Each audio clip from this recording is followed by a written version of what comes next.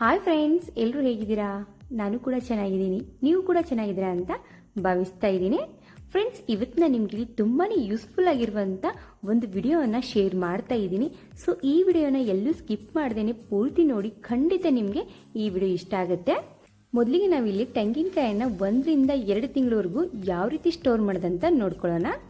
Friends, ನಾನು ಒಂದು 4 ತೆಂಗಿನಕಾಯನ್ನು ಒಡೆದ್ಬಿಟ್ಟು ಮೊದಲೇ ಇಟ್ಟಿದ್ದೆ. ಸೊ ಇದು ಸ್ವಲ್ಪ ಕೆಂಪಗಾಗಿತ್ತು, ಅದಕ್ಕೋಸ್ಕರ ನಾನು ಇಲ್ಲಿ ಕಟಿಂಗನ್ನು ಮಾಡಿಕೊಂಡು ಚೆನ್ನಾಗಿ ವಾಶ್ ಮಾಡ್ಕೊಂಡಿದ್ದೀನಿ. ಸೊ ನೀವು ತಕ್ಷಣವೇ ಒಡೆದಿರುವಂಥ ತೆಂಗಿನಕಾಯಿ ಆದರೆ ವಾಶ್ ಮಾಡ್ಕೊಳ್ಳೋದೇನು ಬೇಕಾಗೋದಿಲ್ಲ. ಒಂದು ಕಾಟನ್ ಬಟ್ಟೆಯಿಂದ ಚೆನ್ನಾಗಿ ಒರೆಸ್ಕೊಂಡ್ರೆ ಸಾಕು.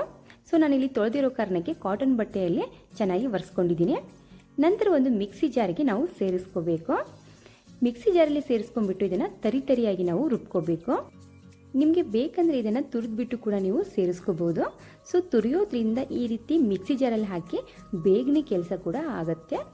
ನಾನಿಲ್ಲಿ ಇದೇ ರೀತಿಯಾಗಿ ಎಲ್ಲ ತೆಂಗಿನಕಾಯನ್ನು ಇದರಲ್ಲಿ ಸೇರಿಸ್ಕೊಂಡು ತರಿಯಾಗಿ ರುಬ್ಬಿ ಒಂದು ಪ್ಲೇಟಲ್ಲಿ ಸರ್ವನ್ನು ಮಾಡ್ತಾ ಇದ್ದೀನಿ.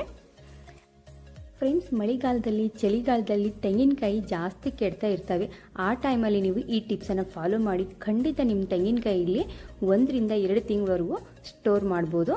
ಸೊ ನಿಮ್ಗೆ ಯಾವಾಗ ಬೇಕಲ್ಲ ಆವಾಗ ನೀವು ಸ್ವಲ್ಪ ಇದನ್ನು ತೊಗೊಂಡ್ಬಿಟ್ಟು ನಂತರ ಇನ್ನೂ ಸ್ವಲ್ಪ ಬೇಕಂದರೆ ರುಬ್ಕೊಂಡು ಸಾಂಬಾರಿಗೆ ಚಟ್ನಿಗೆ ಯೂಸ್ ಮಾಡ್ಬೋದು. ಫ್ರೆಂಡ್ಸ್, ಇಲ್ಲಪ್ಪ ಅಂದರೆ ನೀವು ಇದರದ್ದು ಕೊಬ್ಬರಿ ಮಿಠಾಯಿ ಕೂಡ ಮಾಡ್ಬೋದು, ಉಂಡೆ ಕೂಡ ಮಾಡ್ಬೋದು, ತುಂಬಾ ಚೆನ್ನಾಗಾಗತ್ತೆ. ಈಗ ನಾನಿಲ್ಲಿ ಗ್ಯಾಸನ್ನು ಮೀಡಿಯಂ ಫ್ಲೇಮಲ್ಲಿ ಇಟ್ಬಿಟ್ಟು ಚೆನ್ನಾಗಿ ಇದನ್ನು ಫ್ರೈ ಮಾಡ್ಕೊತಾ ಇದ್ದೀನಿ. ಚೆನ್ನಾಗಿ ಸ್ವಲ್ಪ ಇದು ಕ್ರಿಸ್ಪಿ ಆಗಬೇಕು, ಕಲರ್ ಕೂಡ ಚೇಂಜ್ ಆಗಬೇಕು, ಅಲ್ಲಿವರೆಗೂ ನಾವು ಇದನ್ನು ಫ್ರೈ ಮಾಡ್ಕೋಬೇಕು.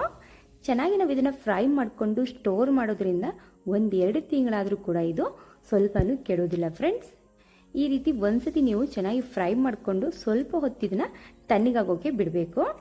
ಇಲ್ಲಿ ಪೂರ್ತಿ ತಣ್ಣಗಾಗಿದೆ, ಕೈಯಲ್ಲಿ ಕೂಡ ಕ್ರಿಸ್ಪಿ ಆಗಿದೆ. ಫ್ರೆಂಡ್ಸ್, ನೀವು ಈ ರೀತಿ ಮಾಡಿ ಇಟ್ಕೊಂಡ್ರೆ ಸಾಕು, ಸಾಂಬಾರಿಗೆಲ್ಲ ಹಾಕಿ ತುಂಬಾ ಟೇಸ್ಟಿಯಾಗಿ ಅನಿಸುತ್ತೆ. ಈಗ ನಾನು ಇಲ್ಲೊಂದು ಕಂಟೈನರ್ ಬಾಕ್ಸಲ್ಲಿ ಹಾಕಿಬಿಟ್ಟು ಸ್ಟೋರ್ ಮಾಡ್ತಾ ಇದ್ದೀನಿ. ಒಂದ್ಸತಿ ನೀವು ಕೂಡ ಟ್ರೈ ಮಾಡಿ, ಖಂಡಿತ ನಿಮಗೆ ಈ ಟಿಪ್ಸು ಇಷ್ಟ ಆಗುತ್ತೆ. ಒಂದ್ಸತಿ ನಾವು ಜಾಸ್ತಿ ಯೂಸ್ ಮಾಡ್ತಾ ಇರೋದಿಲ್ಲ ಕತ್ರಿ, ಸೊ ಇದು ತುಕ್ಕಿಡ್ದಂಗಾಗಿರುತ್ತೆ. ಆ ಟೈಮಲ್ಲಿ ನೀವು ಏನು ಮಾಡಬೇಕಪ್ಪ ಅಂದರೆ, ಸೊ ಮನೇಲಿರುವಂಥ ಟ್ಯಾಬ್ಲೆಟ್ ಪಾಕೆಟ್ ಇರುತ್ತಲ್ಲ ಅದನ್ನು ನೀವು ಈ ರೀತಿ ಕಟಿಂಗನ್ನು ಮಾಡ್ಕೋಬೇಕು. ಈ ರೀತಿ ಕಟಿಂಗ್ ಮಾಡೋದ್ರಿಂದ ನಿಮ್ಮ ಕತ್ರಿ ಇಲ್ಲಿ ತುಂಬ ಅಂದರೆ ತುಂಬಾ ಶಾರ್ಪ್ ಆಗುತ್ತೆ.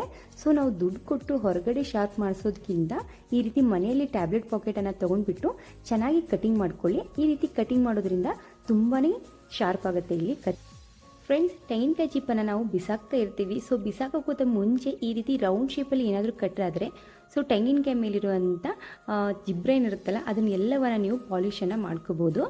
ಈ ರೀತಿ ಪಾಲಿಷ್ ಮಾಡಿಕೊಂಡು ನಂತರ ನಿಮಗೆ ಯಾವ ಕಲರ್ ಇಷ್ಟನೋ ಆ ಕಲರ್ದು ಪೇಂಟಿಂಗ್ ಕೂಡ ನೀವು ಈ ರೀತಿ ಮಾಡ್ಬೋದು. ಫ್ರೆಂಡ್ಸ್, ನಾನಿಲ್ಲಿ ಒಂದು 2 ವರ್ಷದ ಹಿಂದೆ ಸೊ ಈ ರೀತಿ ಪೇಂಟಿಂಗ್ ಮಾಡಿ ಎಲ್ಲ ಚಿಕ್ಕ ಪುಟ್ಟ ಗಿಡಗಳೆಲ್ಲ ಹಚ್ತಿದ್ದೆ.